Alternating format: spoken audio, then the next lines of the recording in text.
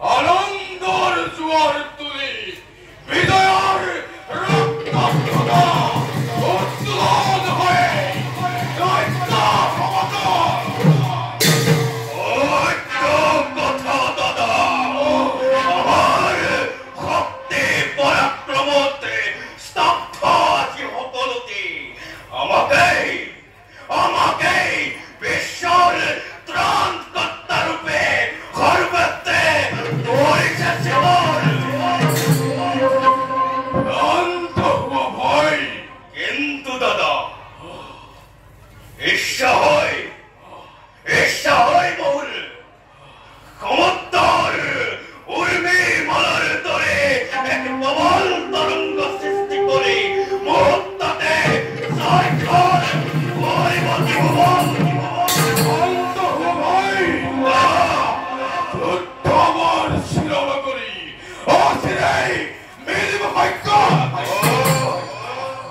কিন্তু ভাই দাদা, তুমি আর মই যদি থাকো একেলগে, আমাকে বধ করিব করা বিশ্বতে বীর বিরল। আর ভাই দাদা, আসল রাজ্যের সংবাদ কি? রাজ্যের সকল প্রজাই করতাই করিলে অকলুয়ে করনাই করিলে দাদা। কিন্তু দুজন ঋষি মরিয়ে করে দিয়ার ভয়তে অসমরে করেছে পলায়ন। সামান্য তপস্বী এবার সাহস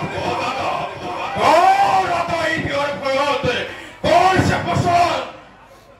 ভাই দাদা, ইহতকে বিচারি ধরে আনি একত্রাসী করে লগায় বন্দী করে গেছা লৌহ প্রকাশন।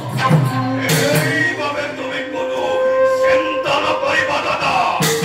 এই কালে কাল রক্ষণে চতুর্দিকে কন্যাময় করিছো সঞ্চরণ।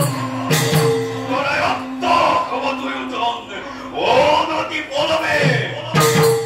বেশ দাদা, বেশ ভাই।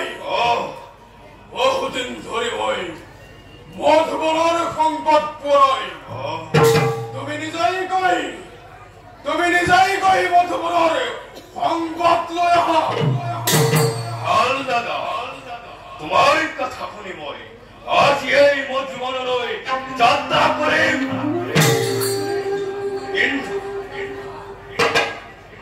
কিন্তু দাদা, নাজানো মই কিয় মোৰ মনে কয় এখন শত্ৰুৱে যেন আমাক দুয়োকে ধৰিব আবৰি। সেইবাবে দাদা, তুমি সতৰ্কতাৰে ৰাজ্য কৰিবা শাসন।